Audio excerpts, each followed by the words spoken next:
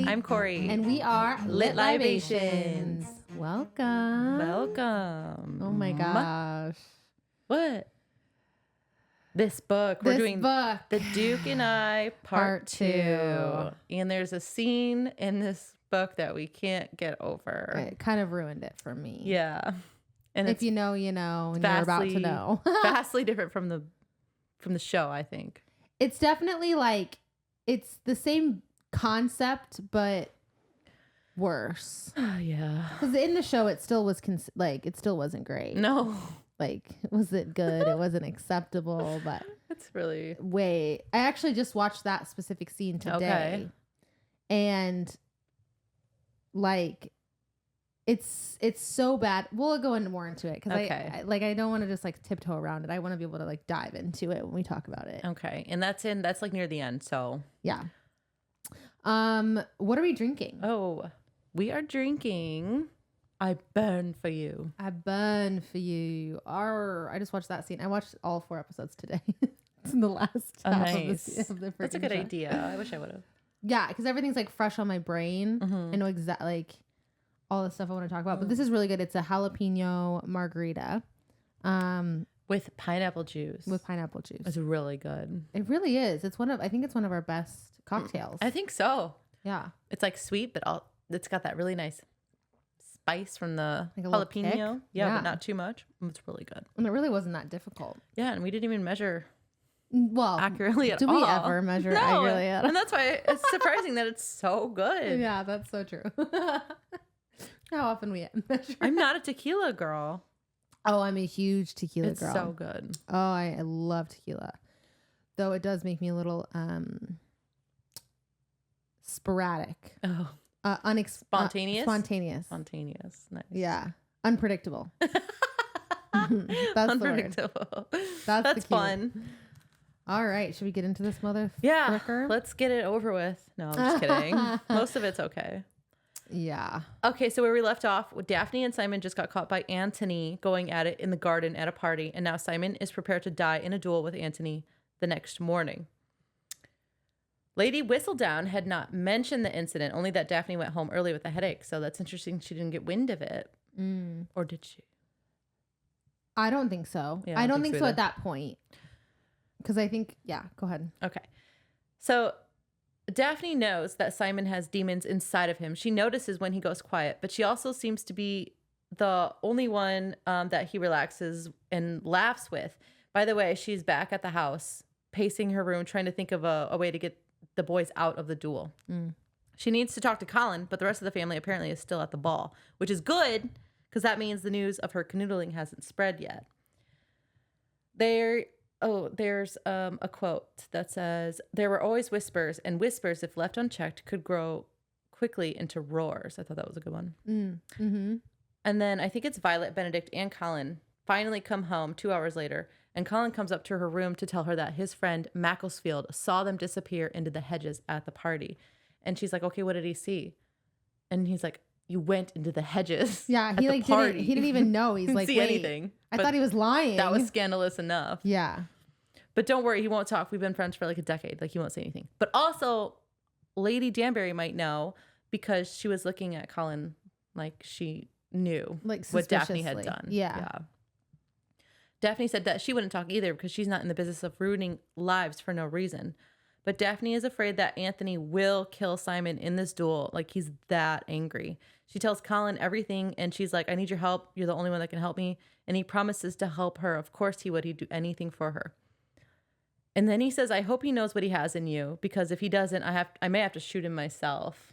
Where was this Colin in the show? Right. Where was this Colin in the show? He's so protective. Yeah. And they just make him seem, they dumb him down in the show. Yeah. Like really dumb him down. Like they distract him with the whole Marina situation and then they just kind of make him like not very, like this Colin is cunning. Yeah. He's clever. Oh, he's very witty and very quick. Yes. Show Colin is like, no. Like he is. That's a bummer. It's a big bummer. And then Daphne collapses and cries into his arms. It's Colin's job to figure out the location of the duel from Anthony and Benedict, who is to act as Anthony's second in the duel. whatever he does, he's successful, and tells Daphne like they have to go like right now. Like we have to leave like 5 minutes ago. Yeah. Because it's happening. He's like, "Are you sure you want to do this?" And she's like, "Yes, I love him. Call me pathetic, but I love him, and he needs me." So they set off. Yeah. She thinks because he relaxes around her that she needs him, that he needs her. I'm sorry. So it's like that's marriage. Yeah. That's marriage. Simon gets to the location of the duel first. It's dawn. No one should be out, but they chose somewhere further away anyways. Anthony and Benedict show up. Anthony. And they're like, "Where's your second? It's not a proper duel if you don't have a second." And he's like, "Oh, I don't need one. Like, you guys brought guns. You brought the guns. Like, I trust you. Like, let's just get this over with." Yeah. Like, why do they need a second? I don't know. Well, I think to check the guns, make sure that they're proper, make sure that like everything is fair. Oh, it's checks and balances. Essentially. Okay. Yeah, like a referee, but like you bring your own partial referee. If that makes sense, to keep things even. That makes sense. But I it is interesting that he doesn't have a second in the books, and then obviously in the show they have him with fighter, the boxer who I still don't have a name for in my head. That's so bad because I like that character. Yeah. But I think I said this in the last one. I don't think this is a good choice because I feel like it really heightens, or it's supposed to like highlight Simon's loneliness. Right. Yeah. Because he is pretty lonely. Yeah. Yeah. Like I said, and just him isolating himself with this whole Daphne thing, with isolating himself from his one true friend. Anthony. Yeah. That makes sense. Interesting. Anthony begs Simon to marry Daphne. He's like, "I don't want to do this. Like, please don't do this." But Simon grabs one of the guns and starts to walk into position. And then he hears a scream from far off. And it's Daphne. And she's like, "Wait." She's on horseback, sprinting toward him. He takes a second to admire how badass she looks racing toward him. She's like, "Damn, look at that. She knows how to ride." Look at her. But then he's like, "What the hell? Who let you do this? In the middle of the night? Like, you had to have been riding for quite some time." And he's like, "Wasn't it? It was Colin, obviously." Colin. And he's like, "I'll kill him. I'll kill whoever did it." This is one of my favorite scenes. And then Anthony's like, "Well, you gonna like before or after we duel?" Well, yeah. And then he was like, "Who's the idiot Bridgerton? Who like, where's the idiot Bridgerton?" And I think Anthony's like, "I think you're referring to that one," and points to Colin. Yeah. Because he's totally on Simon's side. He's like, "Why the hell would like Colin? Why the frick would you bring her here?" No, I loved that part. That was one of my favorite parts. It is. It's like a serious scene. Like, I don't know what's gonna happen, but it is also really funny. Yeah, 100%. Everyone's bickering and arguing, and Daphne is screaming, crying, begging Simon to marry her. She's like, "You have to marry me. If you don't, I'll be ruined. Macclesfield and Lady Danbury saw us, and maybe others. I'll be finished by tomorrow. You know, I'll never marry, and Mother will send me off." And she's begging, "Please, please, please, please, please, at least tell me why you can't marry me." And then he begins to spiral. And Lady Whistledown announces the duel, but doesn't name the fools involved. That was funny. Simon tells Daphne he will marry her, but there's one thing you need to know. He has to make sure she understands to give her the chance to refuse him.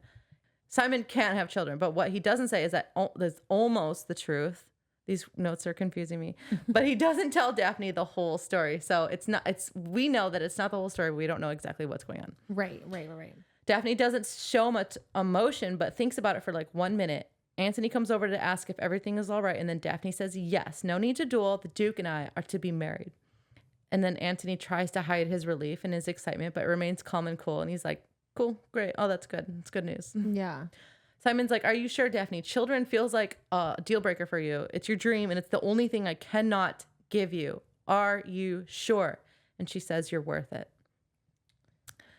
Later at home, all Violet knows is that Daphne might have been kissing the Duke in the garden at the ball, but that was enough to send for an advance for a marriage license ASAP, which was so different from the show.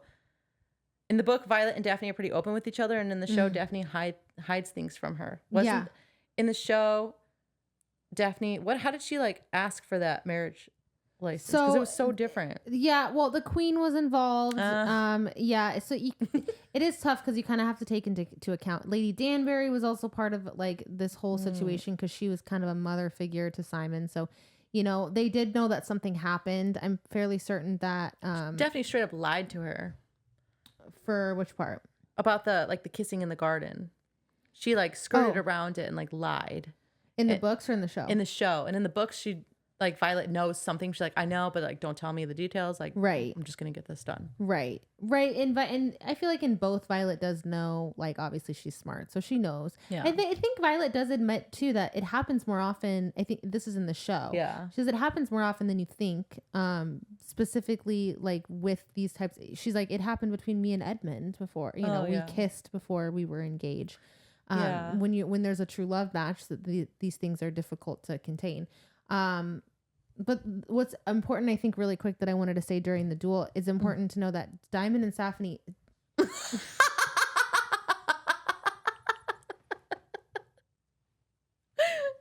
was so smooth. What the fuck? It was so confident. Whoa. Okay. Time out. Simon and Daphne, when they were speaking about the fact that he can't have children, in quotes, that was away from Benedict and Colin and Anthony. So they don't know. They have no idea. Oh, yeah. Right. Which is, I think, important for the book. I loved this bit, too, because, like, Benedict, Daphne's begging for a word with Simon in private. And she's trying to plead to Benedict, and then it's like him and Benedict and Colin against not against, but like fighting for Daphne to Anthony, because Anthony's like, no, you cannot have a freaking minute alone. Right. Like, absolutely not. But Benedict's like, no, she deserves to plead her case. Like, this is her life too. I don't know. I'll always mention this, but just like the relationship. They always go to bat for her. Yeah. And it was really nice to read about in the book. Yeah. I like that aspect for sure. But yeah, it was very different with the whole license thing because the queen was involved. Yeah, and also like just the way that like Violet and Daphne's relationship was portrayed in that moment. It just felt different. Right. Anyways, the sisters and Violet are scrambling around trying to plan a wedding for this upcoming Saturday. It's got to be really quick. And just because it will be small doesn't mean it has to be drab. And everyone is excited. Daphne hasn't slept in 36 hours and is a little shell-shocked at like all and everything that is happening. She does hold out a tiny bit of hope that Simon can have children. Like maybe he got misdiagnosed by some quack. Maybe God was waiting for the right time for him to have children. But she can never let on that she still secretly hopes, because she knows if Simon knew, he wouldn't marry her. And he's still more important to future children that don't exist. This was interesting to me, and this is a little bit different, but Eloise, they mentioned her in like one sentence in this part of the book, and it was like Eloise, Hyacinth, and I don't know if there was a third daughter. There is. What's the other one's name? Eloise, Hyacinth. Oh my gosh! Okay. Anthony, Benedict, Colin, ABCD, Daphne, Eloise, Francesca. Hyacinth, Francesca, and Eloise were all, it said like they all were very interested and excited about the wedding, which I thought it was interesting that Eloise was mentioned in that, because it's so not her vibe in the show. Yeah, I feel like she's very different in the show. At least as of now, for sure. I was like, that's weird. Eloise interested in a wedding? It's weird that Eloise, how she's portrayed in the show, because I pretty much read the book first. Yeah, and that's then fair. I went back to the show. I'm like, what? That's fair. She's much more prevalent in the show. Yeah, for sure. Yeah. Meanwhile, Simon is in a little bit of shock himself, but he's relieved and happy about the way things turned out. He burns for Daphne. This is where it happens. He doesn't say it. It just burns for her. I'm so glad he said it in the show. Yeah, I know. I do like that. And now he can have her. He is a little worried at the quickness that she agreed to marry him, despite the children thing. Like, did she do it out of guilt or to save him from the duel? Simon's butler, Jeffries, which I had to include that because that's such a funny butler name. It's very funny. It seems like a joke butler name. Right? It's not a joke. That's like name is Jeffries. Okay? So funny. Anyways, he announces that Lord Bridgerton is here, and Simon says, let him in. Let's get this over with. And Anthony hopes to put all this behind them, and Simon sees a shadow of his old friend, and they both agree that that's what Daphne would want. And then Anthony basically reiterates that if you hurt her, I will kill you. You best believe. But Simon just admires his devotion to his sister and calls it honorable. I agree, actually. Yeah, I'm glad they had that little scene. He saw a shadow of his old friend, which was really nice. Listen, I've said it before. I'll say it again. Like, right now, at this point, Anthony is reading his friend for filth.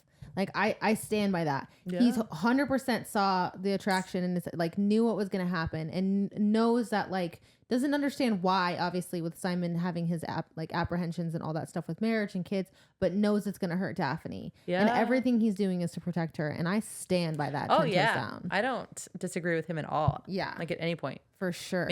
Maybe show Anthony in some. Oh, part. show Anthony for sure. Show Anthony is. He's the rake. He is dramatic, bro. He's dramatic. I'll have to watch. Shoot, I only. No, even in this Passively season, he's Oh, dramatic. Yeah. There's Just a lot going on. he's just drama every second of him. That's funny. Simon stops by the house a few days before the wedding to give Daphne her ring, and she's so surprised he has a gift for her that she forgets to open it. And they're just talking, and he's like, "Well, are you going to open it?" And she's like, "Oh yeah." It's a stunning band of white gold adorned with a large marquee cut emerald, flanked by on either side by a single perfect diamond. And she loves it so much, and it's so beautiful. And I'm not a ring person, so I don't know. I loved this though. Yeah. I loved this scene. Me too. Yeah, it was a really good scene because there have been awkward silences since they got engaged, and they're both worried before it was so easy and they were comfortable with each other, and now there's like nerves and like, will it ever go back to the way it was before? And then she asks Simon, like, how did you know emerald was my favorite color? Like, Oh, I know. and he said, I didn't. Oh, the eyes. It reminded me of your eyes. And Daphne's like, I have brown eyes. And he's like, mostly. And then she has to get up and go look in the ear. The ear? Damn it. She has to go look in the mirror at her own eyes. And she does see like a ring of green around her brown eyes that she never even knew she had. And that's how attentive he was. I don't think I've ever experienced anything like that. No. And and I think you said it to me, like I feel like in the first half of the book, I like Simon book version better. Yeah, me too. Than show Simon. Yeah. And I picture Timothy Chalamet. Timothy. Is that how you pronounce it? Timothy. That's how you pronounce it. I thought it was just Timothy. I thought it was like Timothy. Like Tim. like the I think his name, like his given name is pronounced Timothy, but I didn't know that. Yeah, but everyone just says Timothy. I did not know that. I'm pretty sure. Should we Google it? No. Okay. I can picture him as Timothy Chalamet. That's fine. It's just, I don't know what the vibes were given off the book, but that's just what the image that was coming to my head. I don't know. Can't explain it. Anyways, they laugh about this the green eyes, brown eyes thing. And then Daphne's like, wasn't that nice? Things will be all right, won't they? They'll go back to how they were before. And Simon knows that they can never be the way they before, but he says yes. The night before the wedding, okay, this scene is interesting too. Violet comes to talk to Daphne, and she's clearly like uncomfortable and nervous, and Daphne knows that she's here to tell her about what happens between husband and wife on the night of the wedding. And then Daphne like talks about how like the girls her age have tried to get info from the married girls in their group, but they just say things like, you'll know soon, and then giggle. And now it's like time for her to find out, to finally learn at the last possible moment, like what happens. And she's excited to learn. And Violet is just like struggling over her words, trying to find a way to say like how to say this. Like, obviously it's like tough conversation. Yeah. But she pretty much just says like the act doesn't have to be unpleasant for you. Yeah. And it makes babies. Yeah. And some women find it unpleasant. And Daphne is like, really? Then why am I always catching the maid sneaking off with the footman? And then Violet like turns. She's like, which maid? Yeah. That was a funny part. But then she's like, no, don't change the subject. Like, what the fuck is going to happen? She's like, Violet's like, okay, so your husband, I mean to say Simon, who is the one who will be your husband, you'll lay together in your bed. And again, it doesn't have to be unpleasant. He'll know what to do. Men are easy to please. Like, don't even worry about it. Yeah. It is very similar to the show. Yeah. To the show scene. It's interesting because they have like very like scenes where it's like practically word for word from the book. This is one of them. That's interesting. And then Violet's like, okay, so basically this act is important in baby making, and you might have to do it like a whole bunch. And Daphne is surprised by that and is like, so you did it 8 times? This is so funny. And then she gets like really embarrassed. It's like, no, I did it way more than 8 times. She tried to get more info, but Violet makes her escape. And it was a really funny scene, but also kind of sad and frustrating because Daphne is like so naive and so uneducated, and she knows like nothing going into her wedding night. It's unbelievable. That's so fucked up. It is. It sucks. It I does. feel for her. And she's left with no more information than she was before this talk. But then Daphne also thinks, like, okay, if this marital act is how babies happen and Simon can't have babies, like, can he even do the act? Like, what's going to happen? Are we going to even be able to consummate our wedding? Right. Our marriage? It's a huge deal. It's a huge deal. She's like stressed. She is really stressed about it. Sweating in her bed at night. And she's like, I don't know, man. What's going to happen? The wedding is short but sweet. Mother's eyes are misty. Antony's voice was hoarse when he gave her away. Oh, that's that. Just that. I love it. Gregory had sneezed 3 times before they even got to the vows. Simon concentrated so hard on his vows and said them slowly and carefully, his eyes burning with such intent, like no words in the world were as important as those, and he did not stutter. Just as the bishop announces them husband and wife, Gregory sneezes a few more times, drowning out the words, and they're trying not to laugh because marriage is serious. But when they kiss, they both burst out laughing. Violet said it was the oddest kiss she'd ever witnessed. Gregory said it was disgusting. But Hyacinth said, if they're laughing now, they'll probably be laughing forever. And like, that's a good thing, right? Yeah. Oh, that was really sweet. Yeah, I love that. We get more of Hyacinth than we do of fucking Eloise in the books. Isn't that funny? Crazy. That's like doesn't compute to my head. Yeah, and the showrunners were like, well, we got to change that. We got to make that completely opposite. We got to get Eloise in here. Yeah. Oh, okay. After the wedding, Simon and Daphne depart Bridgerton House to go to Simon's ancestral home, Cliveden. Remember I was calling it Clivedale? Oh my God, I forgot about that. Shit. Which does surprise Daphne that they are going there first and foremost because she is assuming that they're going to have a wedding night in London before they leave. Mm-hmm. Yeah, and isn't it like a 4-hour carriage ride or something? And it's a long carriage ride. Yeah. Yeah. And originally Simon wasn't planning on stopping anywhere, or like he wanted to drive straight or like ride it or like go on the carriage. Wait, he wanted to like be in a carriage and like have it go there. Ride straight through. He wanted to ride straight through. No stops. No stops, no nothing. And Daphne's like, oh, we're just going straight there. And she's obviously very disappointed. And Simon's like, oh my gosh, I'm an idiot. Like, obviously we need to stop to eat. Yeah, he doesn't think about her. She's so concerned about consummating the marriage. She's like, when is it going to happen? What are we going to do? And he, like, the thing is he's clueless too. He's like, oh, of course you're going to be tired. Your muscles are going to be like really sore. Okay, we can stop. Yeah, it's so funny. Yeah, he has no idea. Like, no idea. When they do, so they do arrive at the inn. When they arrive there, Simon is angry because there's only one room available. And he says in his mind, not good at communicating during these moments. Yeah, basically that he doesn't want to stay with her. He doesn't want to consummate their marriage there because, like, he doesn't want to be in an inn, right? And consummate, and that makes sense and is fair. It is. I just think they should have talked about it. That's all. Yeah, yeah. Well. She's not going to understand why he wants to wait because she doesn't fully understand sex. Right. And he's not going to understand why she is like so curious about it because he doesn't know what it feels like to just be completely uneducated about sex. She knows nothing. So they were like really genuinely, I don't think even can understand each other's point of view at this point because like they just don't have, neither of them have all the information. If that makes sense, you know what I mean? But like they also just don't talk about it. She never is like, when are we going to consummate? Like what's going to happen? Right. And he's never like, we're just going to drive straight through and we'll consummate later. To be fair, though, to Daphne, like that topic of conversation is so taboo in these times. Yeah. So it does kind of make sense. Women, they're like, right. They don't need to know anything. And they don't need to talk about it. No. Like, don't even think about it in your bed at night. Truly. Like, come on. Anyways. So basically, since there's only one room, they'll have to share a bed. So we're getting the one bed trope right now, which I'm just realizing. It's not a too many beds trope. It's not a too many beds trope. They're not in a mattress store. Could you imagine they get in the one room and there's just like 4 beds? Yeah. Well, how would that go down? They sleep in a separate bed, like furthest away from each other. Daphne would be so hurt. Daphne would cry. No. That's not fun. It's funny. Okay. It is funny. Okay, Daphne Daphne's confused about Simon's anger about the one room. Once in the room, she admits that she's nervous about their wedding night, but she doesn't exactly say like why she's nervous. Yeah.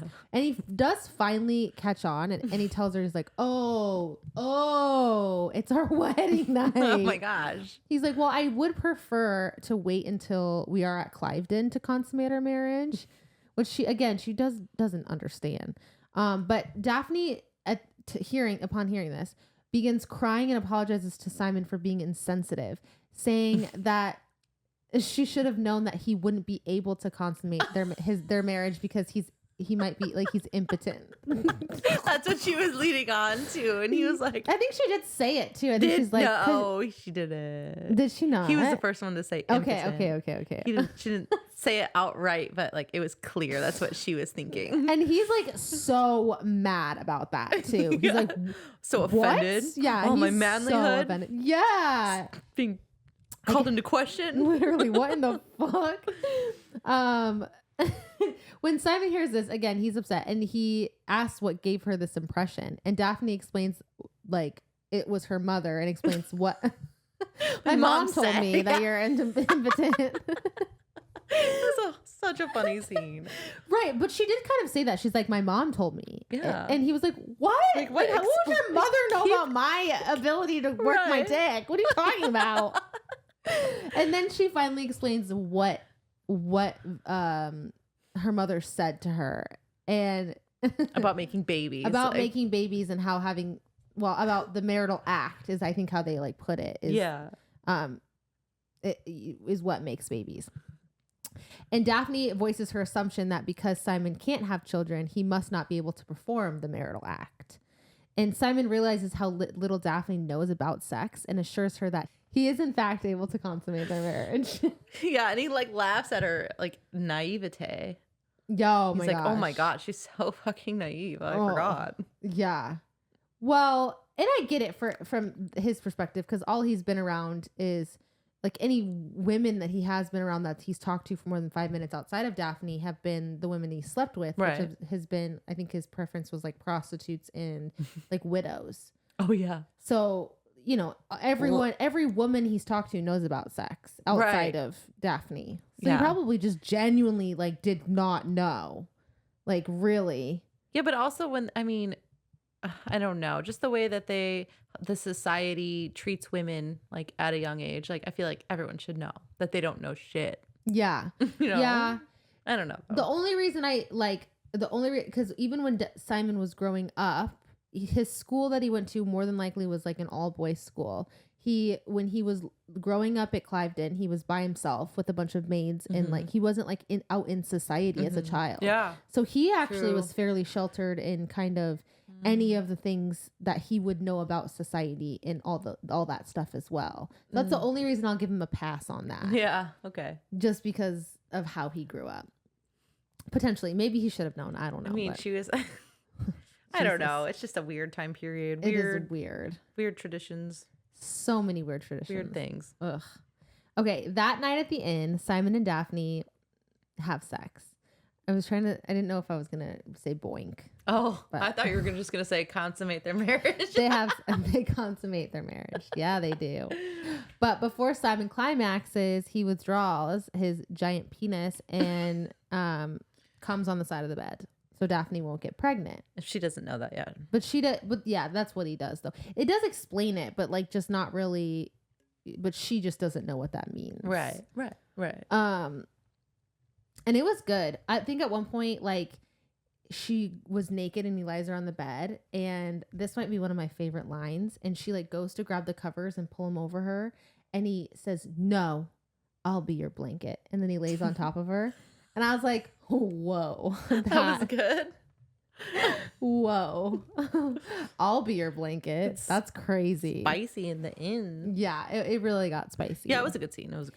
They have they spent like a whole paragraph explaining about how he like pumps into her the first time he's like sitting inside of her. And he's like, "How does it feel?" And she's like, "A little weird." And like they're just having a conversation about how it feels. Okay, but also like the way he enters her, like it was like one thrust, like one really hard thrust. Oh yeah, and then he just sat so there. He's like, oh, you and don't just sitting enter there. a girl Yeah, like that, agree. like ever. Her mom too was like, oh, he likes you. I'm sure he'll be gentle. And like what she doesn't know is Simon's just jackhammering and his virgin daughter. Oh, it's horrible. It's so bad. So weird. Poor Daphne, honestly. I know. She's like, ouch. He's like, oh, are you good? Do you like that? Yeah. Do you? That was interesting. That was an interesting difference in the show compared to the books for me, because in the show, Simon is very gentle in all of their like sexual or even just like intimate interactions. Like even when they kiss, really most of the time. And in the books, every single touch he has with her in any way, a kiss, obviously their first time, is so not aggressive. I won't say aggressive, but it's very like, it's not gentle. Intense. Assertive. Yeah. Yeah. Yeah. Like thrusting in her as hard as he can. Literally. Why, Simon? Oh my God. Breaking her hymen so hard. Like, yeah. R.I.P. to your, for real. to your vag, girl. R.I.P. Jesus. Okay. Anyways, my red flag is that it didn't hurt her that bad. How big is he?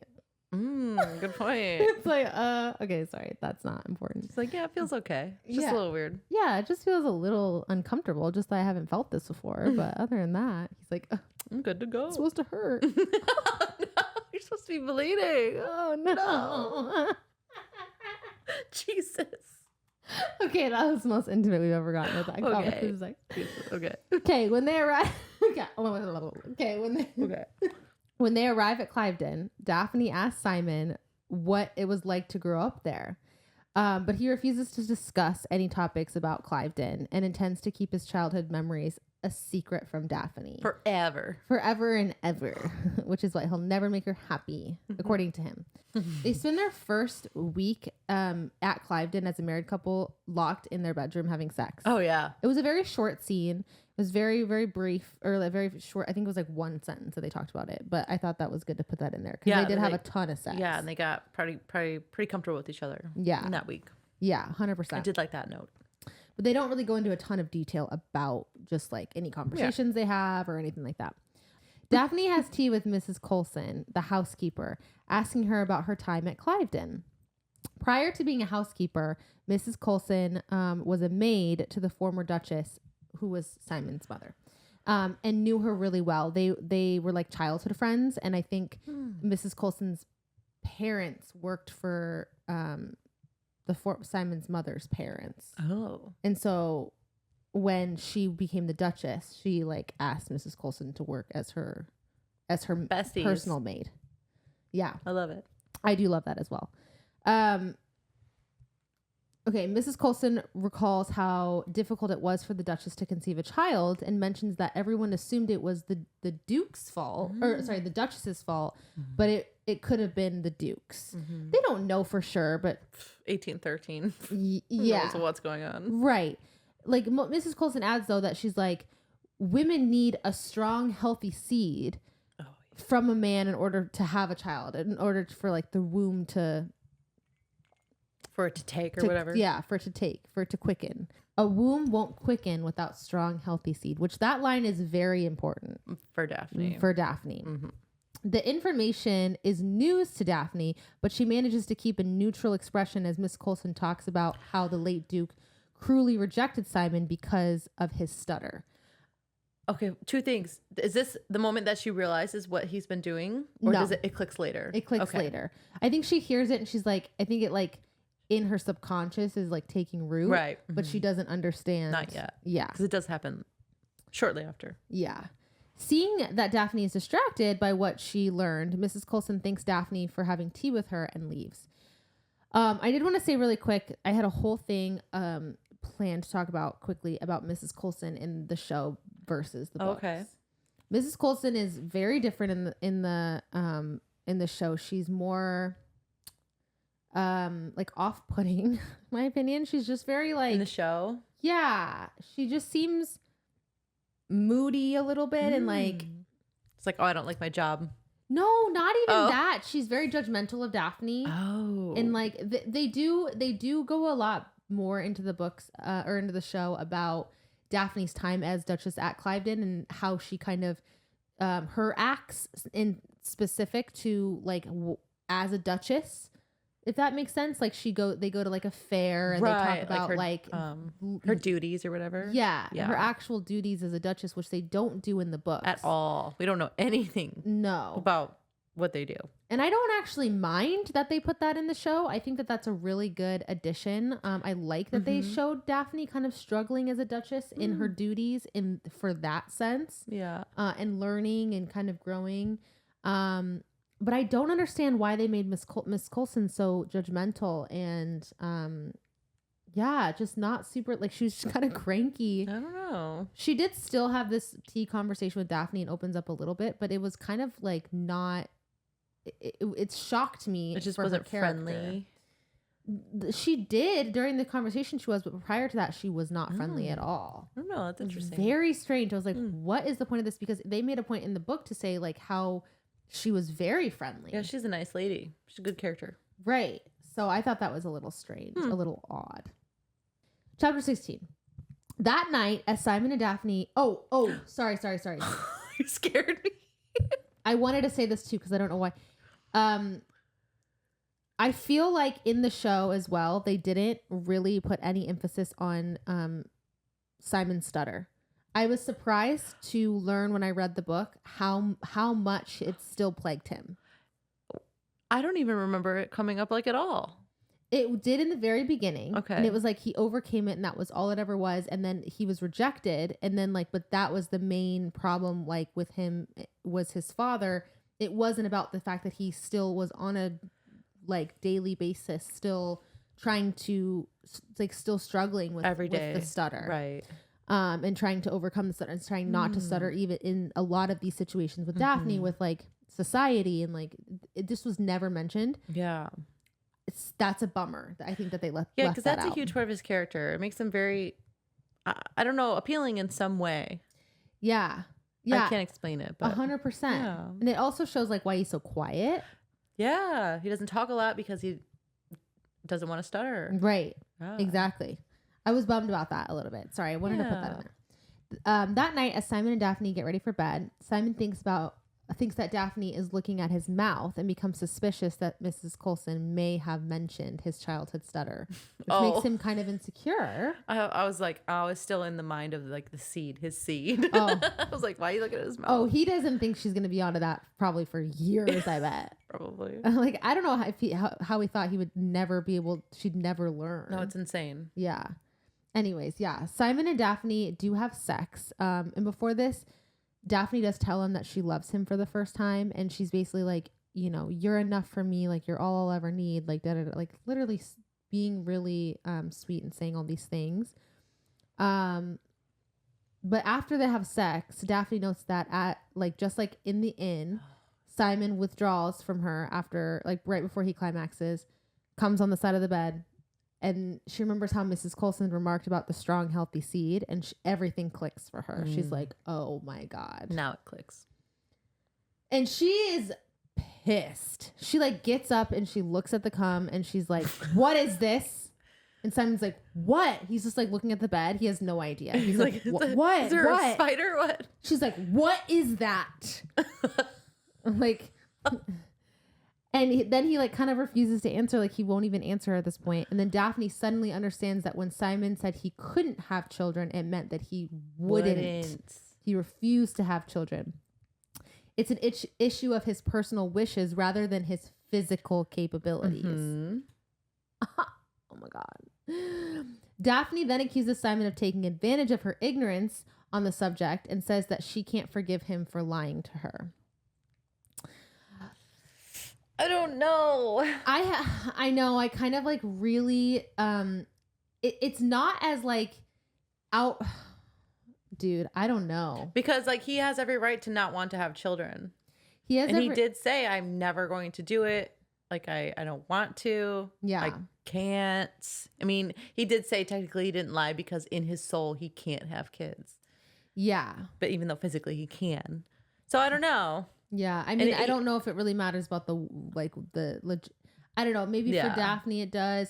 I just feel like here's my thing, right? Like, I'm on like a teeter with it because he liked her and then still suggested that they do the ruse.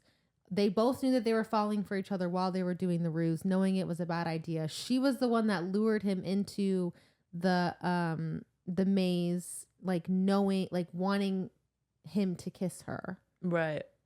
And like that kind of trapped him into a marriage, in my opinion. In the show, it was more him than her, but I think in the books it was more her than him. Yeah, but she wasn't doing that to like get him. No, I don't think it was. They were just being like young hormonal kids, right? But well, he's not a kid. But they know, like they know, right. It's not like they were like sneaking off to somewhere they knew no one would be, or they really truly thought no one would be. I mean, they knew someone probably would have seen something. Yeah, and then it was very scandalous. Yeah, I don't know. I get it, like a lot of hormones, whatever. But I think it's not right for her to imply that it's like specifically him taking advantage of her ignorance. I think that's not fair. I agree.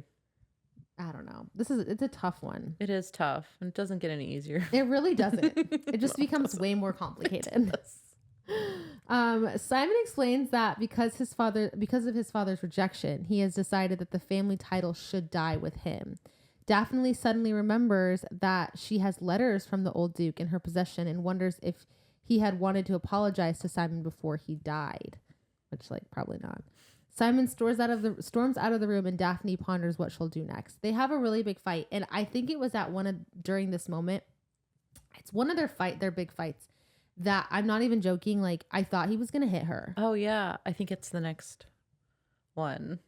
I think during this one he gets kind of out of hand too. I would like to reread that because honestly I did during feel that way. all of their fights he is like so angry, and I was like, this seems like he might get physical. Yeah. I'll be honest, I don't love Simon when they get to the second they get to Cliveden, I'm like, I don't like him.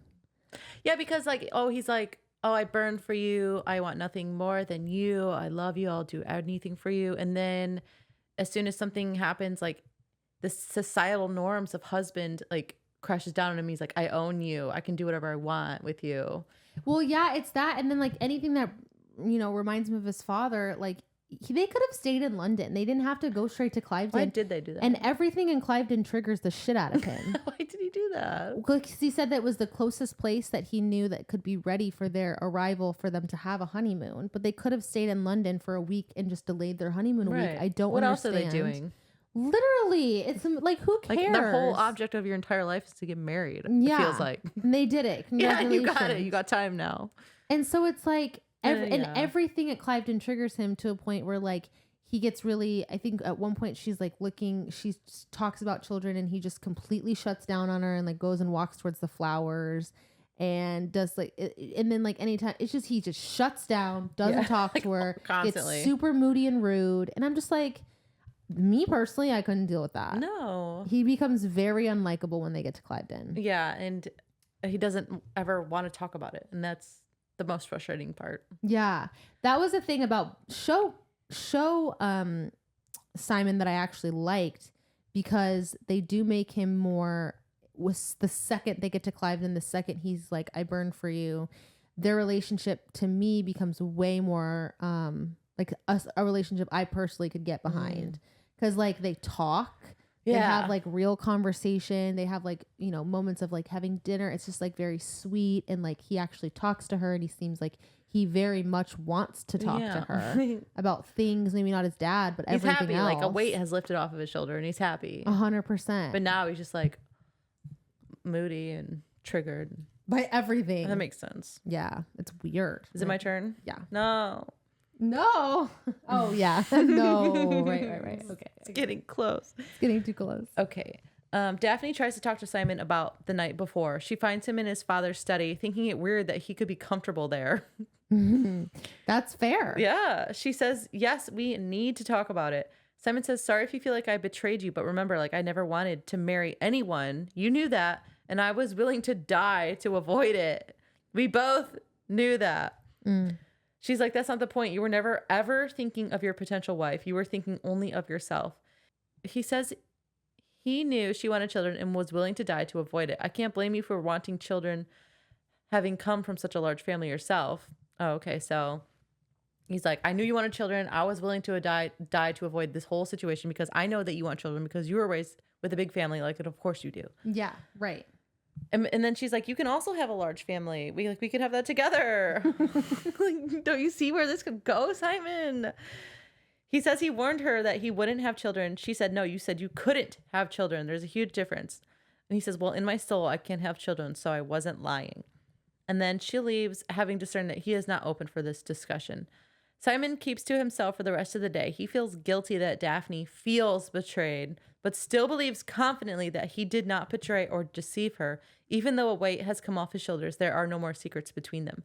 So he's like he really is so optimistic about their relationship, and he doesn't think that she's that mad. Yeah, he's like, oh, well, I didn't lie to her. I did everything that I could to be super honest as far as I was willing to be. And then things will be just righted by itself, I guess. Yeah, 100%.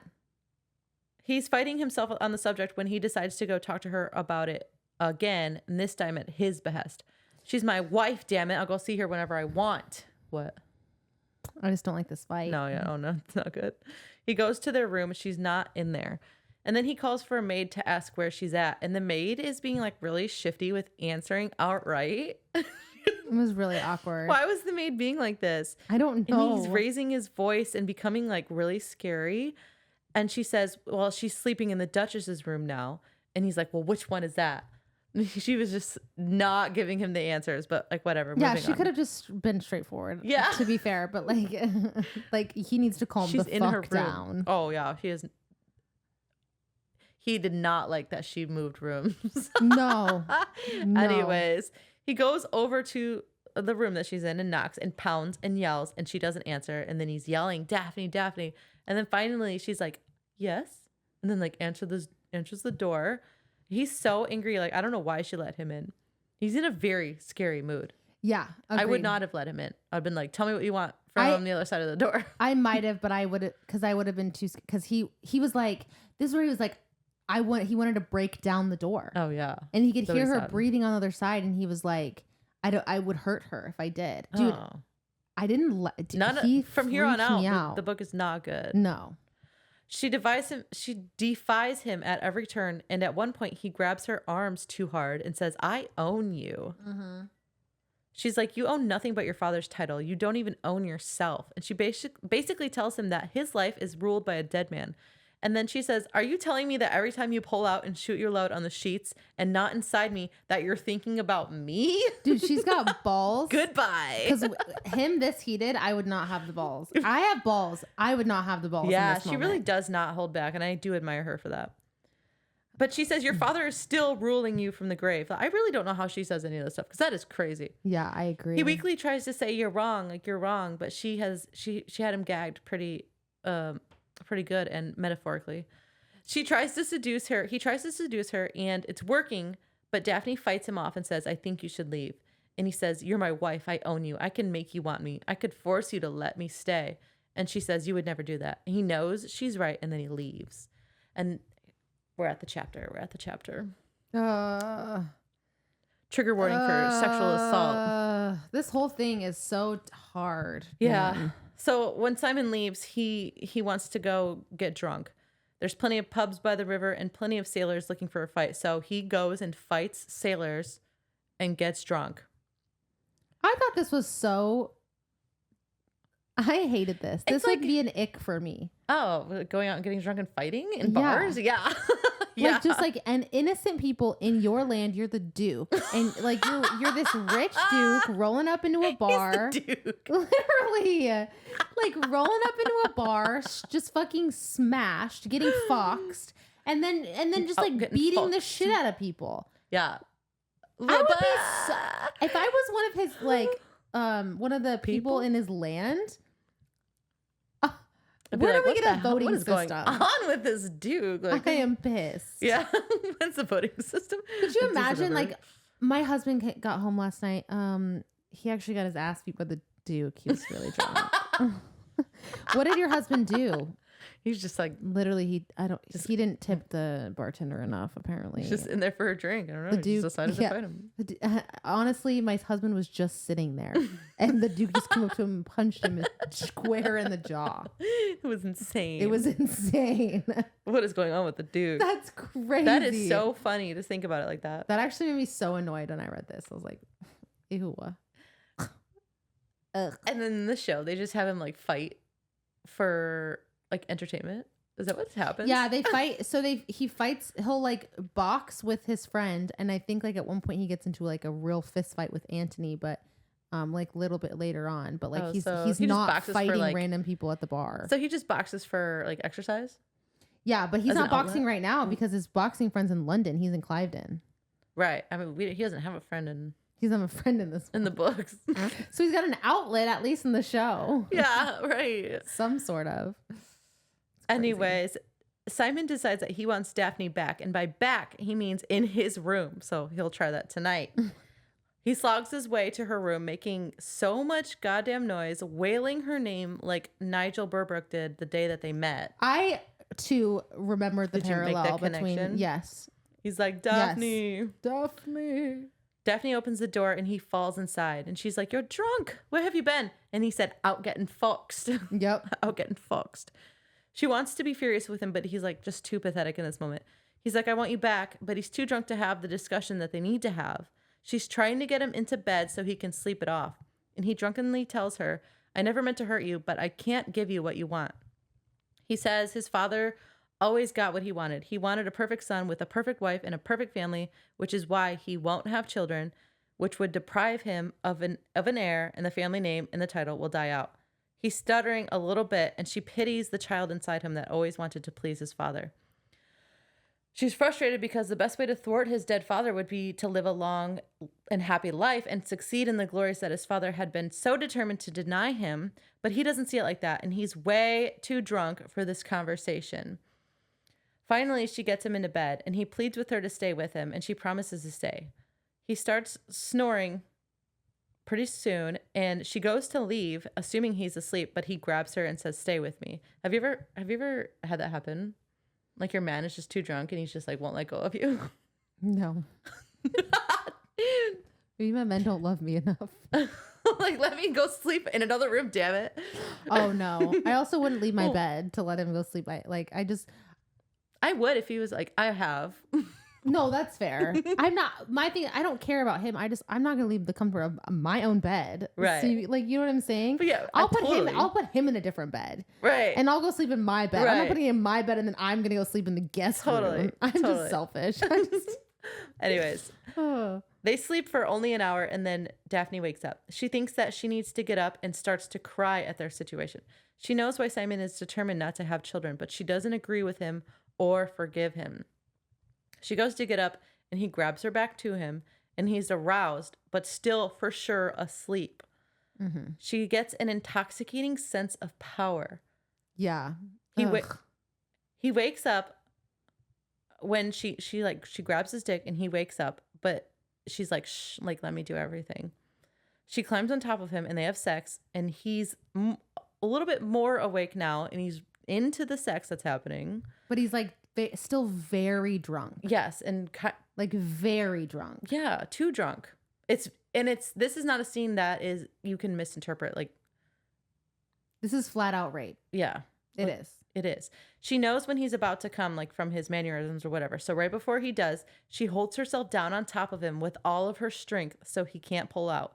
And she said she would not lose her chance. He comes to more fully and realizes what happened and that she did it on purpose. He's so furious that he stutters and can't get the words out. He's spiraling. He can't talk. He feels 7 years old again. Daphne is looking at him with horror and begs him to say something. And then he's like, don't touch me. He hated himself, his voice, and his wife for having such power over him. All the work he's put into correcting his stutter, and she brings it back out. He stutters more, says says, "Don't come near me. You did this," and can't even look at her in this moment. And then he storms out.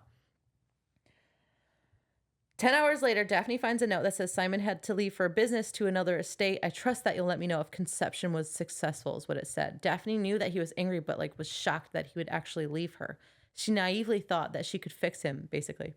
She prays to God that she becomes pregnant. She might not get another chance. She is not ashamed of her actions, but can't say for sure like what exactly happened or how. And then she says, maybe it's time to go home. So the way that Simon is like upset, of course, but then he starts stuttering, and that's what he's more upset about. Yeah, and they do explain that here in a bit. This was a shocking scene. It was so infuriating to me. Like I couldn't even. I said this to you. Yeah. After I read it, I don't even understand how they continue, like how anyone continued to like read past this book, because I was so furious with this scene. With just like obviously how vulnerable Simon was when he comes in, how he laid his entire soul bare to her, talking about his father, which he doesn't like to talk about. He's stuttering, he's drunk. Like, I mean, he was, for me, like I couldn't imagine taking advantage of someone who is just like so clearly at such a low point. No. I mean, it made me almost brought tears to my eyes with just like how vulnerable he was being. And how like upset he clearly was. And then an hour later, the feeling that she has of like this rush of power the entire time she's doing it is so like, it's disgusting. It's so revolting. It's so disgusting. It's so unforgivable and out of character. And it feels very out of character. Yeah, because she wants to have kids, but come on, you're going to do it like that? Yeah. Yeah, 100%. And then the thing that's also disgusting is in like afterwards, one, she doesn't realize how bad that is, and like how awful, like she doesn't have any remorse for what she did whatsoever. The rest of the book. And then like when they're speaking, she gaslights him. You didn't write, like, I don't think you mentioned this, but at one point she was like, you wanted it. You were into me. Like you wanted to have sex with me. I was like, you're disgusting, Daphne. Like, fuck you. I was so appalled. I was so it was so egregious. Yeah.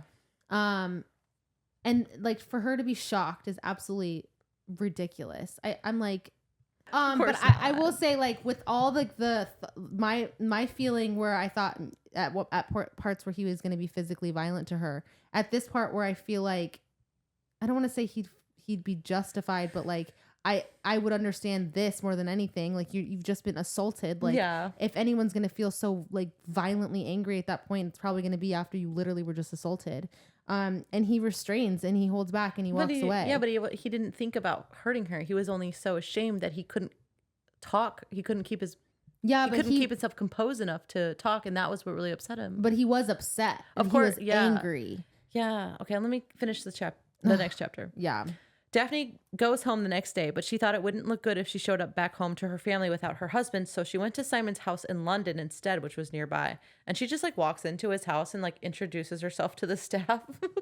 I guess you're the Duchess now. It's all about her. It's all about her freaking. She wakes up every day hoping not to find blood on the sheets, and she prays. Violet calls on her as she's one of the only people that Daphne had informed that she was returning, but she doesn't tell her where Simon is or what happened. She can't bring herself to do it. And I think this is like the one of the only things, if not the only thing, that she has ever kept from her mother. Because like otherwise they were very open with each other. Yeah, I'm sure her mother would be like, you suck. And they probably should have talked about it. Yeah. Like it's a terrible thing. She did, I don't know. Colin also stops by but refuses to tell him anything and makes him leave. And he says he'll stay out of it, like for now, because he doesn't know what the fuck is going on. Yeah, and he's so pissed that Simon's not there. Right, and as he should be. I wonder what I genuinely wonder what her family would say if they knew what she did. I'm interested. I wish we would know. Like if they knew how like not perfect little Miss Daphne was, and like what she did to him, truly. Weeks after they got married. Like how long has it been? It's been like 3 weeks. It's not been longed. Not longed. It's not been longed. It's not been long. Then Daphne's period is 3 weeks late, and she is so happy. She still doesn't feel bad at all about what she did. She's writing Simon a letter when Anthony interrupts her. He had to go through many a servant to get up there, too. Just like bullied his way up there. He tells her, I'll fucking kill him this time. I told him I would if he hurt your soul. And she's like, don't be ridiculous. He didn't hurt my soul. Oh my gosh. Daphne I heard his. Yeah.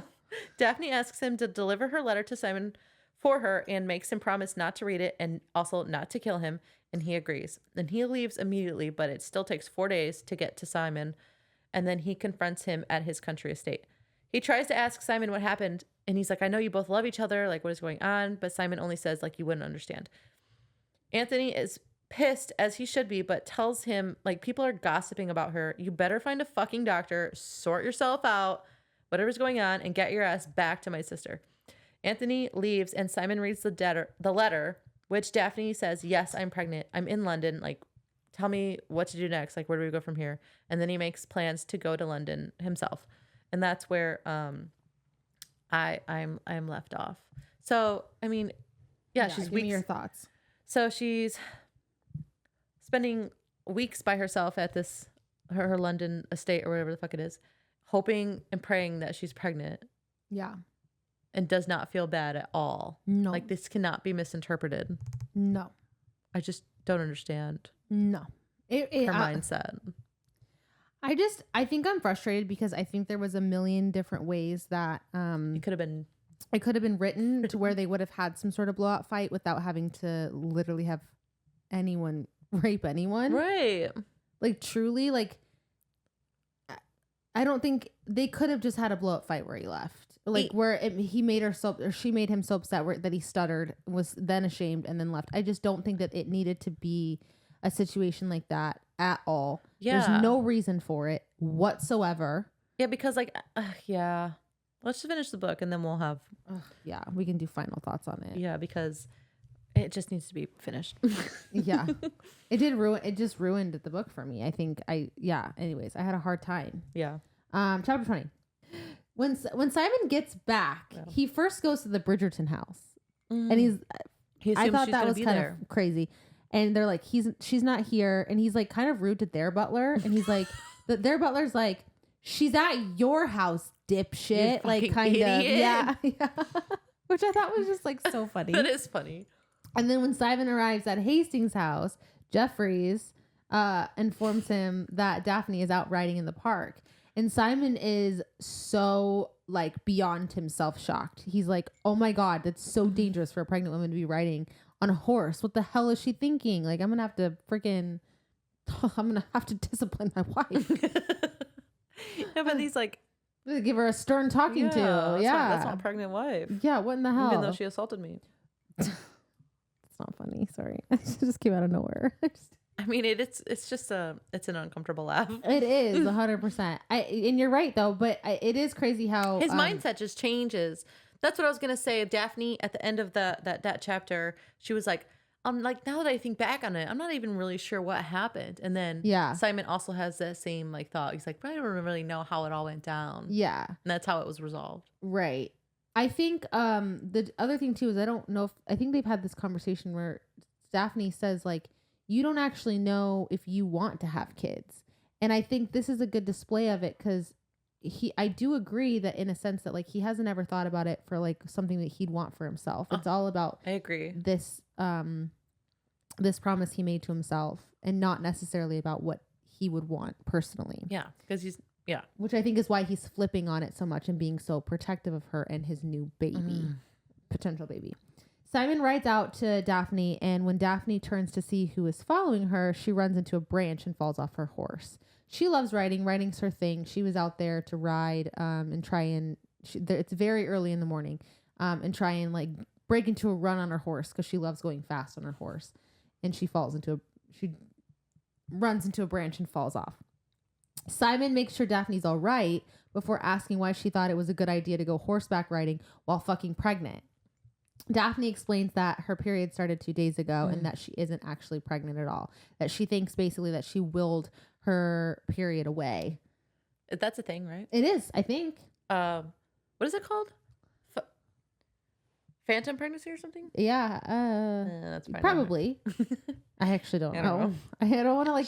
I don't want to like for sure confirm it because I don't know. Yeah, sounds good. Yeah, exactly. It's exactly what it is. Everyone's like, no, it's not. I'm just kidding. Simon tells her that he wants her back and says that he only left because when he had started to stutter during their fight, it brought back all of his childhood insecurities, which is crazy. Daphne assures him that he is not the boy his father thought he was and says that he needs to let go of the resentment that he feels. Who said? Daphne said that? Daphne says that to Simon. Daphne says if Simon ever considered whether he wanted a family. Okay, yeah. And Simon answers that his hatred towards his father has been the sole driving force of his life, motivating him to overcome his stutter and be successful in his own right. And basically confirming that no, he hasn't ever thought about having a family outside of like his sole driving factor of father situation. But they couldn't have that conversation until a pregnancy scare via rape. Yeah, that's the issue. To be fair, though, I think every time that they did, they never had it. They did not have a chance to have the conversation where either of them had calmed down. If you think about it, like when they were at Cliveden, initially Daphne was really upset, and then when she went down to Simon, Simon was really upset, like in the study, and then when Simon came to her, they both were really upset, and then after that, it was just when he had gone out and got Fox. So really, they never had a chance to like cool down and then have a rational, like adult conversation. Right. She had to just escalate it to the max. It's like, well, I'm just going to take what I want. Right. Exactly. Daphne assures Simon that he would have been successful regardless of his father and says that as long as they love each other, they will be happy together. I do like the way that they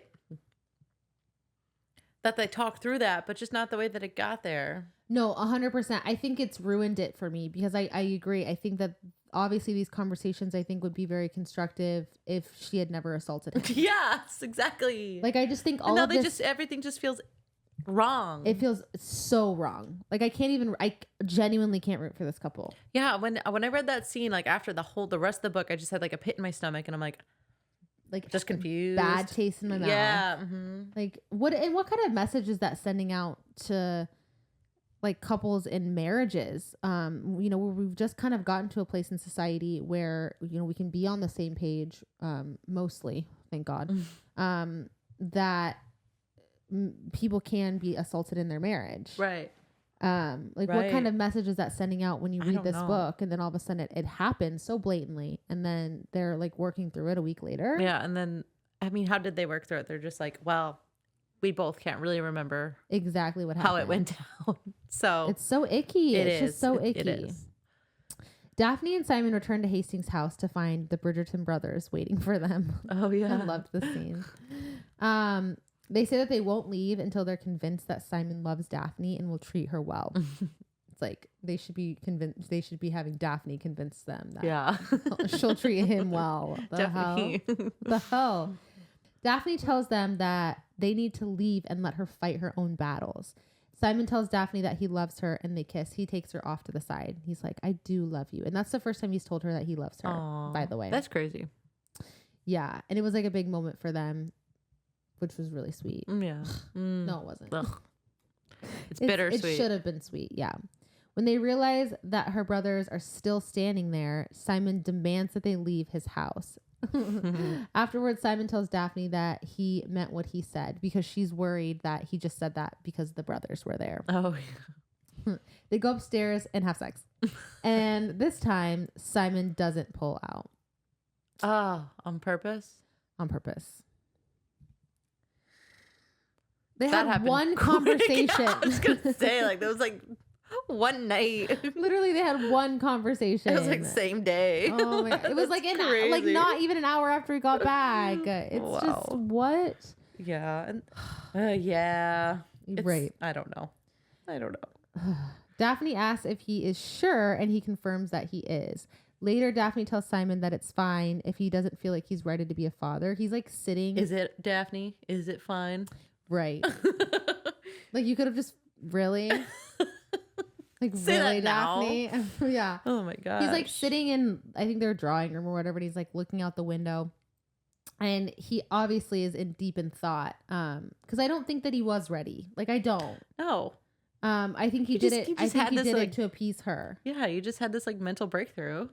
Right. You have to work through that. Right. Not ready. You need at least 3 more therapy sessions before you even think about not pulling out. Yeah, go buddy. find that doctor. Yeah, you have Anthony so was much talking time about. Too, for real. Yeah, I don't get it. Well, you know, I mean, life expectancy. Well, true.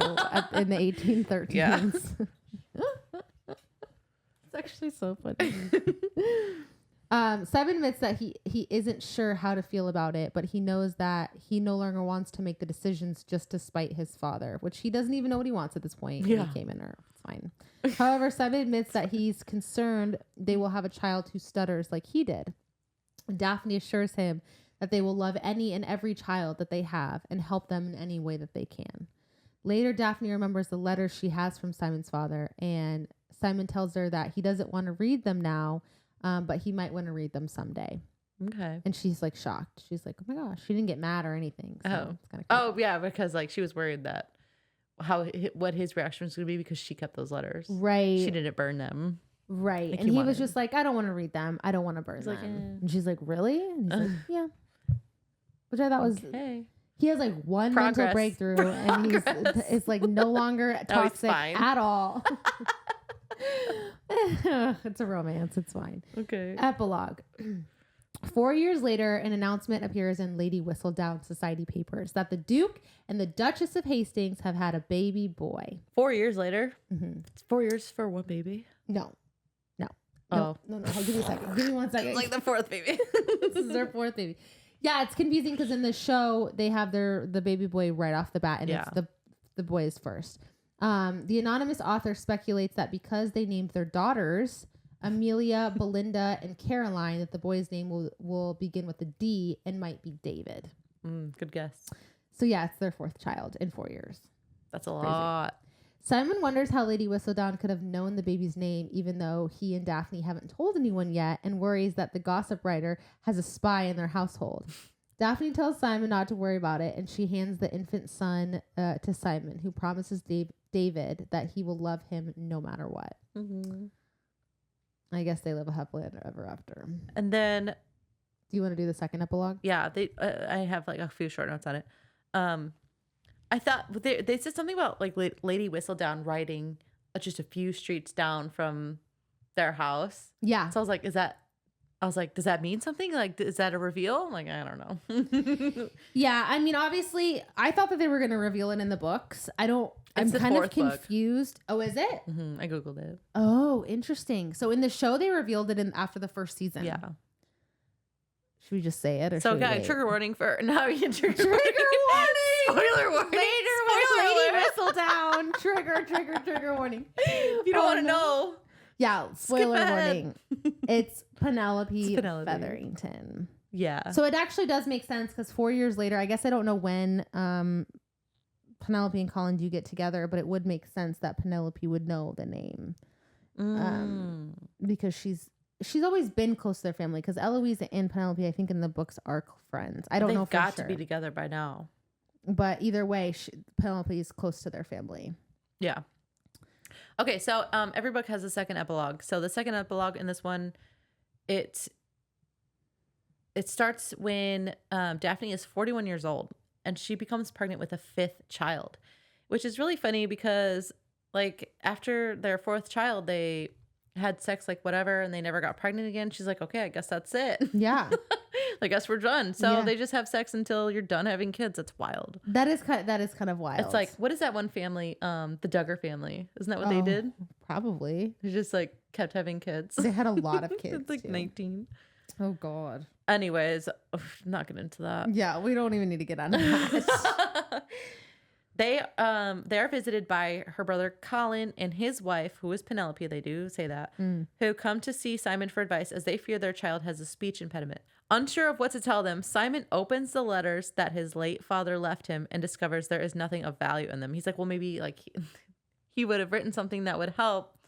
But it's so funny because all it is like detailings of like the estates and like the harvests and stuff like that. Like every single letter. Daphne went through them all and read them. Yeah. It's like nothing in there. I thought that was so funny.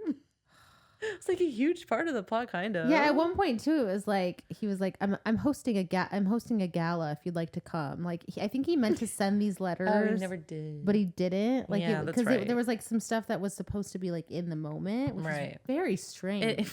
It is really weird because it sounded like he wrote them to keep him for him like later on, and then there's like these like randoms like I'm hosting a gala. Right, would like to attend. It's like did he send the letters and they got like sent back? I don't know, and I don't really care. No, I don't really care. I don't. It's just such a minor plot hole. Who cares? So he burns the letters, and he and Daphne talk of how excited they are to become parents again. They name their children in alphabetical order, traditionally, like you said, Amelia, Belinda, Caroline, David, and Edward. Penelope and Colin at this point also have 4 children. Oh, did they end up naming their new kid Edward? I think so, yeah. Oh shit. Did you read the second episode? I did. 100% I did. I just didn't remember. I don't know if they like decided on it, but it was mentioned. I wrote it down. Okay. Hey, Edward. I didn't even know maybe it's in a later book. I don't know. Yeah, it could be. I don't know. Yeah, I don't. Maybe it is in a later book or something. Because it was featured in my audiobook at the end. Oh, nice. And it didn't even get to the point where they actually had the kid. No, it was just like one scene, like one day. Oh, they were just like, oh, Edward. She figured out she was pregnant. Colin came. They read the letters. No, yeah, I got all that, but the Edward part. Oh yeah, it might have been. I just googled like what their names were. Oh, got it. So maybe it was. It wasn't in a later book. Yeah. Okay, so they had another boy then. Yeah. Interesting. Oh. Ooh, sorry. Whatever. No, it doesn't matter. Yeah. It doesn't matter. No, it doesn't matter. If you're at the point where you're at a second epilogue, who cares? I also wanted to mention real quick. They went to Simon to get advice because they thought maybe his child, like they weren't speaking at 4 years old. So like, what should we do? And he's like, my best advice is just love them and just be there for them. So I thought that was really sweet. Yeah. Yeah, it's crazy because all of their daughters too at this point were all out in society. Oh, and like at the same time. Oh yeah. Because they're only like, because they had children back to back to back to back. All 4 of their kids are like within a year of one another. Yeah. Which is so insane. Yeah. I don't even know how that's possible. And they mentioned, I feel like they had, was it Belinda that talked the most? Maybe. Belinda did come in and have a conversation with her during this scene. Yeah. And maybe Amelia too, but we didn't hear much about Caroline. But I'm now interested in the kids. I don't know why. It's starting over. Yeah. Like we're done with this family. Oh. All right. I think one of Penelope and Colin's kids was named Agatha. I don't remember. I remember the name Agatha. Okay. I like it. Yep. Did they do it the same too? Did they do alphabetical? No, order? I don't think so. Oh, they just started with A? I think it was. That's why I thought it was so weird that Daphne did it. I thought Antony would do it, but I don't even think Antony did that. Rude. It's interesting. That is interesting. Yeah, kind of. Not really. Okay. Anyway, it's not that interesting. All right. Quote compared of the week. to everything that's happened. Yeah, it's not interesting at all. Do you have a quote? Yeah. Hold on. Mine was when Colin said, "I hope he knows what he has in you because if he doesn't, I may have to shoot him myself." Oh, love that. I love a brother-sister relationship because I'm really close to my brother. So. Oh, my brother is so young. I wish I was that close to him, but I'm almost more protective of him than he is of me because he's so much younger. To say that men can be bullheaded would be an insult to the bull. Yes, Lady Whistledown. Yeah. I love that. Miss Lady Whistledown. That's a good one. I liked that one a lot. I didn't feature it on here, but that's okay. Who would you be? Ugh. I would be probably Mrs. Coulson. That's a good one. I actually really do think I'd be Mrs. Coulson. Yeah. Like genuinely, like that feels like my vibe. I love it. That's a good one. I picked Penelope because she's like off page. Doing her thing. But she's still so important. Yeah, exactly. She's so important off page. I love her. Yeah. That's kind of probably who I'd want to be. Yeah. Is Penelope. Okay. I picked Colin. Who you'd want to be? Yeah. I do love him. I love him in this book. He's one I think I'd want to be with. I wouldn't want to be him. I would maybe want to be with him in this okay. That makes sense. Favorite character in the whole book? Probably Colin. I picked Colin too. Yeah. He's just always there with a quick wit, a a nice touching word. He's very protective. I love that. I loved their relationship. Me too. Really like, and I honestly like Anthony was pretty like, honestly all three of the brothers were pretty high up there. We didn't see as much from Benedict in the second half. But I really like Anthony and Colin like were both had very good relationships with Daphne. I loved seeing that. And I loved I loved their protectiveness as well. And Anthony, I feel like, is really different in the second book than he is in this one. So really, in a bad way or a good way?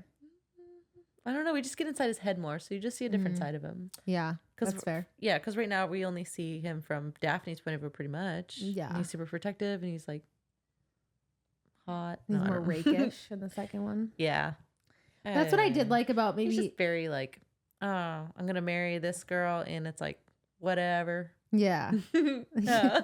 Like fuck it. Yeah, just gotta get it done. Just gotta. I guess I gotta court somebody.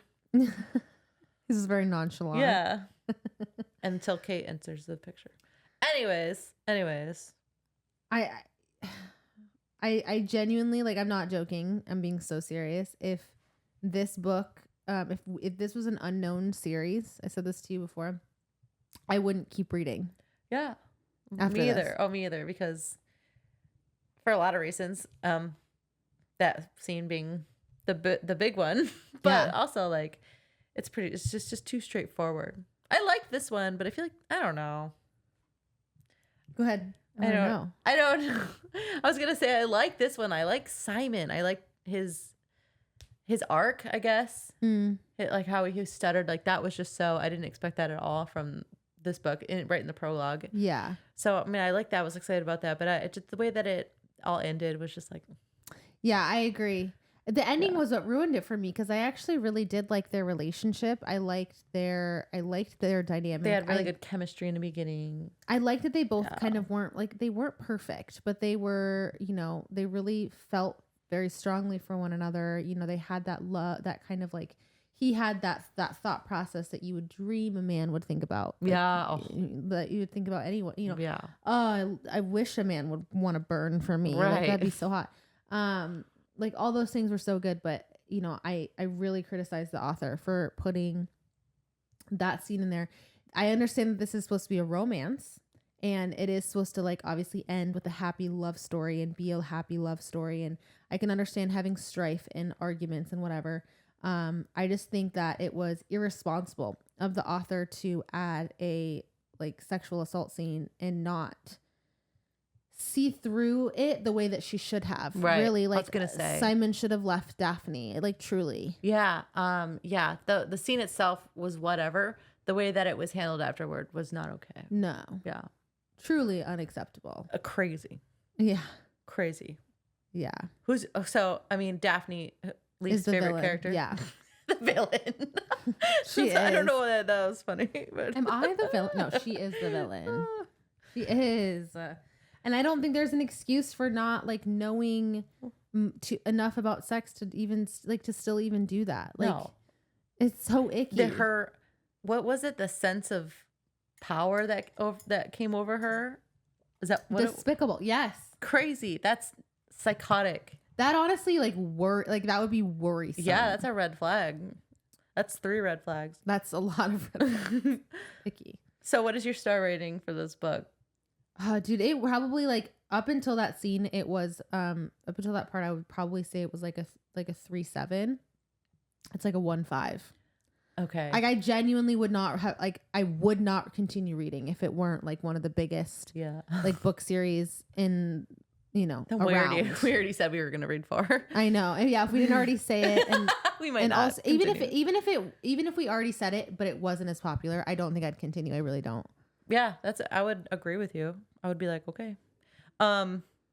Yeah, before the scene, I would say 3 stars. Mm-hmm. Afterwards, 1 star. Yeah. It just didn't like the way that it was concluded. Yeah. It really sucked because I think that they had some really there's some good aspects and even like afterwards, the conversations that they had to work through some of their problems, I thought could have been very constructive and very like even beneficial to couples that have these sorts of things happen in their daily lives. Mm-hmm. But it doesn't even matter. No, it truly didn't. I mean, I remember you asked me like, did you like the book? Because I finished it and I was like, Like, I don't understand. I'm just confused. I am confused. I'm confused how they made it into it even has as many followers as it does to even be made. I'm going hard. I don't even care. No. I don't understand how people have, this has built such a strong following for it to be made into a show. Yeah. I don't. And I do think it was I wouldn't say right of Netflix. I think it was a good decision to dumb down, or not dumb down, but like water down that scene. For sure. Even though even in the show, it was still very clearly a form of assault for sure. Mm-hmm. But it was way watered down than it was in the books. Yeah. Ugh. Which I'm glad for. I am too. I am too. Yeah. There was people were pissed watching the show, even just watching the scene that happened on the show. If they would have read the book, it wouldn't have had a second season. Okay, if you have only seen the show and have not read the book, and you're listening this far, oh my God, please write in and tell us what you think. Yeah. I'm curious. Oh, the shock and awe. I want to know even the readers' perspectives of when they were reading the books. I want to know how people got past this, like what their thoughts were, and not in like a judgy way. I just genuinely want to know, like why did you pick up book 2? Maybe because I can maybe see that Antony is interesting, like wanting to read about Antony, but it chills me to my core thinking that there could be another very serious thing that this author brings up in any of these books with any of these characters that she glosses over again. That's what I'm nervous about. I've been waiting for it because I'm halfway through book 2. I'm right. Like, okay, what is it going to be? Right. Ooh, I don't know. Right.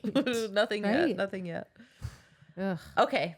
Did we say our piece? Yeah, I think we said our piece. Okay. I feel like that too. I went in pretty good, I feel like. Yeah.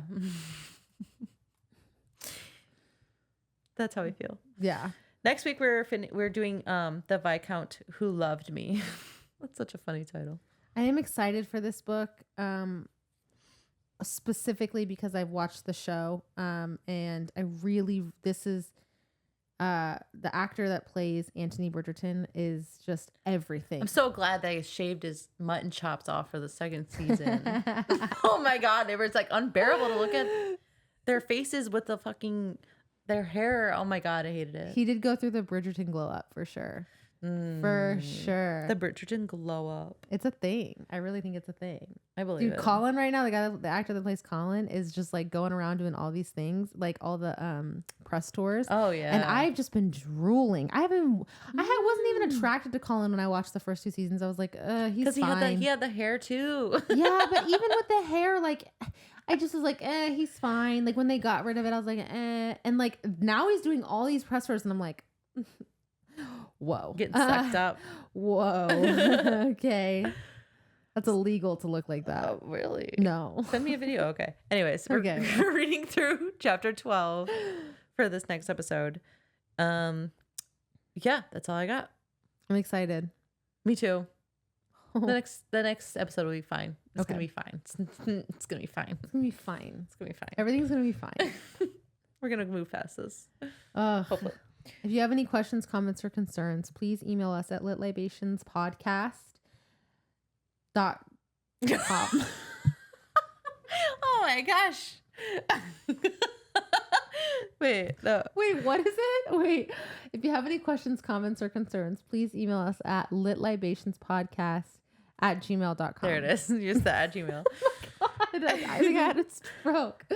We got a new review in the last week. Did we? It wasn't a written one, just a review. So we were up once. But thank you so much for that. Yes, thank you. Yeah, and if you haven't yet and you're still here and you like us, please go rate us 5 stars on Apple Podcasts specifically. It helps people like discover us when they Google us.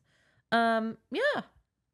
I don't really care about fan art, like your depictions of the characters in the book, because Timothée Chalamet and the actor who plays Simon are very different. Oh, they're very different. So, and then like Kate and Edwina in the book are very different from the actor, the shows. Yeah. So like, let me know how you portray the book, people. That'd be fun.